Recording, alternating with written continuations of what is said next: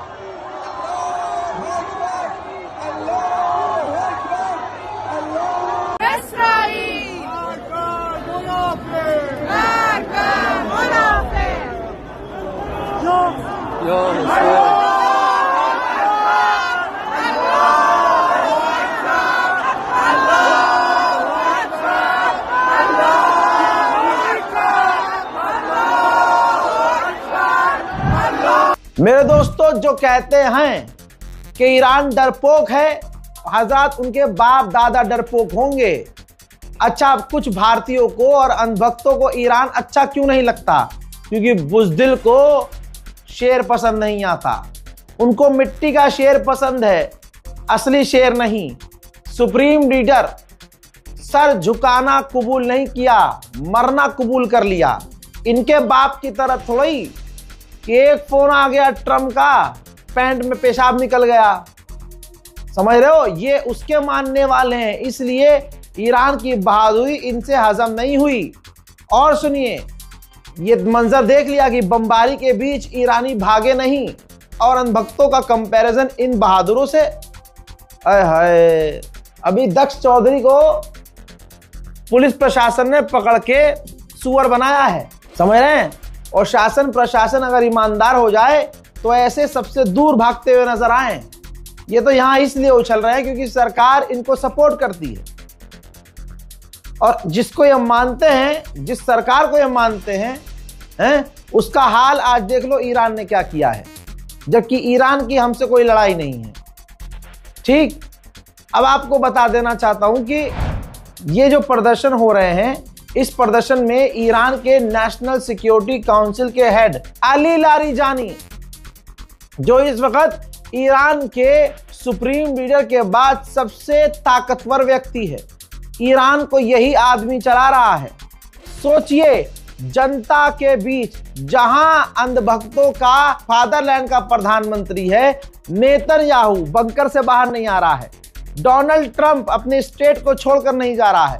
मोदी अगर ऐसी कंडीशन में होते तो आपको पता है वो भी बंकर में होते। कोई भी दुनिया का राष्ट्रपति या प्रधानमंत्री ऐसी जंग में होता तो वो बंकर में होता, ना कि सड़क पर। ईरान के नेशनल सिक्योरिटी काउंसिल के हेड जनता के बीच, खुले आसमान के नीचे, अमेरिका और इजराइल के हमलों के बीच हैं।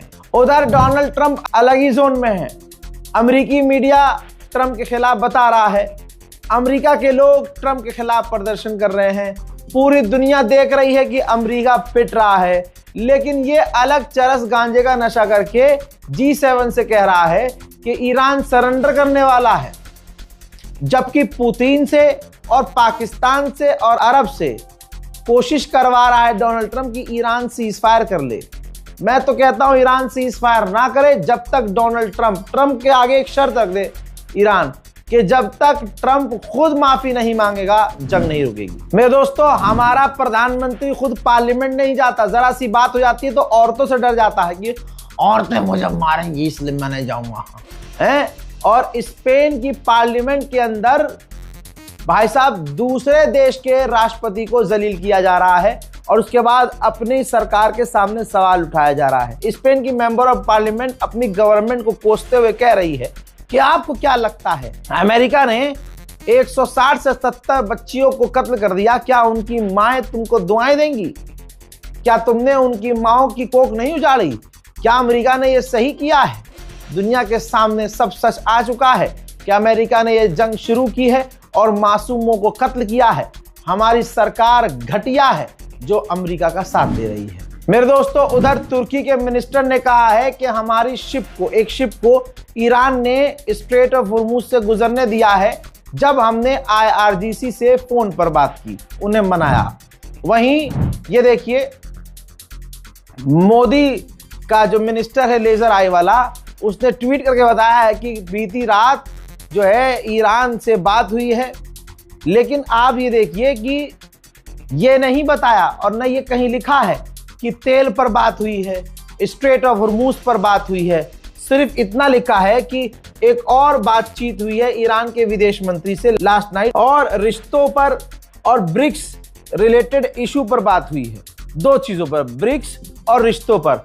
रिश्ते मोदी ने खुद खराब किए, इस डरपोक सरकार ने हिंदुओं को खुश करने के लिए ईरान से दोस्ती और रिश्ते खुद खराब किए, और ब्रिक्स जिसमें इंडिया मेंबर है उस पर बात हुई। अभी भी डरपोक सरकार की इतनी औकात और हिम्मत नहीं है कि direct foreign minister of Iran से बोले कि भाई हमारा टैंकर निकलने दे।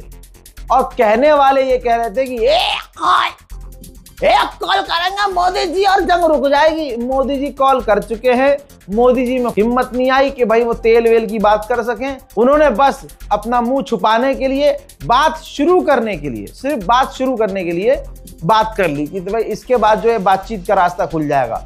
वो तो ईरान का बड़कपन है कि ईरान ने बात कर ली, वरना दुनिया जानती है कि भारत की मोदी सरकार अमेरिका की एलाई है और ईरान बार बार किसी का नाम लेके धमकी नहीं दे रहा है, कह रहा है कि अमेरिकी एलाइज को हम गुजरने नहीं देंगे। यही वजह है कि अब जो है थूक कर चाट रही है मोदी सरकार। पहले ईरान पर थूका, अब थूक कर बलगम वाला चाट रही है मोदी सरकार कि भैया थोड़ा सा नॉर्मल बातचीत कर लें, फिर थोड़ा बात करके फिर तेल की बात करेंगे। ये खौफ ईरान का अच्छा है। अनभक्तों आओ पेशाब पी लो। 19 घंटे पहले मैंने आपको अपडेट दिया था, ठीक है। ये देखिए, मैंने बताया था अमेरिका के 2 एयरक्राफ्ट डैमेज हुए हैं। ये दूसरा एयरक्राफ्ट इजराइल में उतरा है जिसमें आप डैमेज देख सकते हैं। और जो इसके अलावा एक और एयरक्राफ्ट था, पहला वाला, वो पूरी तरह से क्रैश हो गया है इराक में, और 6 अमेरिकी फौजी उसमें वासिले जहन्नम हुए हैं। बड़ी बात, ताजा अपडेट इसमें यह है कि इराक के ईरान समर्थक लड़ाकों ने अमेरिका के एयरक्राफ्ट को मार गिराए जाने की जिम्मेदारी ली है। इंटरनेशनल ऑर्गेनाइजेशन रेड क्रिसेंट ने कहा है कि ईरान के अंदर 20,000 सिविलियंस यूनिट टारगेट किए गए हैं और ईरान को बड़ा नुकसान हुआ है। आगे बढ़ने से पहले मैं तमाम अपने व्यूअर से बताना चाहूंगा कि अल्हम्दुलिल्लाह आपके समर्थन से, आपके सपोर्ट से, आपकी दुआओं से हमें इराक में भी भरपूर तौर पर देखा जा रहा है और हमें रज़ाग्राफी को इराक के तमाम ज़्यादातर उलमाओं का साथ है। ऐसे में कुछ उलमाए दीन हैं, उनको मैं शुक्रिया अदा करना चाहूँगा। नजफ़ के लगभग सारे इमाम को मेरा सलाम है, खासकर मौलाना कुमैल अब्बास नजफ़ी और मौलाना अयाज हुसैन नजफ़ी, मौलाना अनवारुज़्ज़मन। मैं इनको 3 लोगों को खास करके नाम लेके शुक्रिया अदा करना चाह रहा था।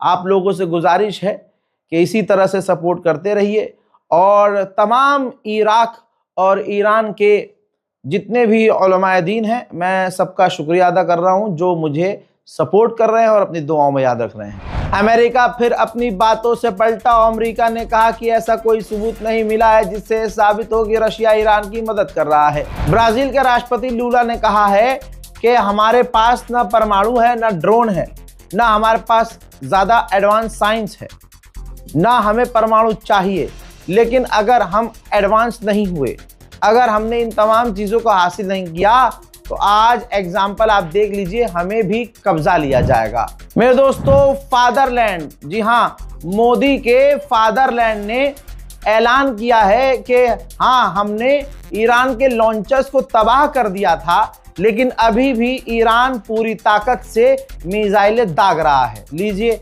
6 दिन पहले जो कहा था मैंने, अब दुश्मन ने भी कह दिया। डोनाल्ड ट्रंप के एडवाइजर ने ट्रंप को वार्न किया है कि जंग लंबी हो रही है और तेल के दाम बढ़ रहे हैं। ऐसे ही चलता रहा तो अमेरिका की पूरी आवाम डोनाल्ड ट्रंप के खिलाफ हो जाएगी। डोनाल्ड ट्रंप की नींद उड़ चुकी है और डोनाल्ड ट्रंप के जितने साथी थे, चाहे भाइयों बहनों, चाहे कोई भी हो, चाहे गुलाम कोई भी हो, सबकी हालत पतली है। सब मुंह छुपाते फिर रहे हैं, सबके माथे पे शिकन है और दिमाग सबका अब खराब है। मेरे दोस्तों, डोनाल्ड ट्रंप भड़क गया है उन अमेरिकी अखबारों पर, क्योंकि अमेरिका के अखबार डोनाल्ड ट्रंप को बता चुके हैं कि हार चुका है, अमेरिका पिट रहा है, एक्सेप्ट किया है अमेरिका के अखबारों ने। तो मेरे दोस्तों, डोनाल्ड ट्रंप भड़क गया। डोनाल्ड ट्रंप ने कहा कि 70 सालों से जो जुल्म कर रहे हैं, हमने उनको हरा दिया है, उनके हथियारों को तबाह कर दिया है और ये झूठ फैलाया जा रहा है, प्रोपेगेंडा फैलाया जा रहा है कि हम हार रहे हैं।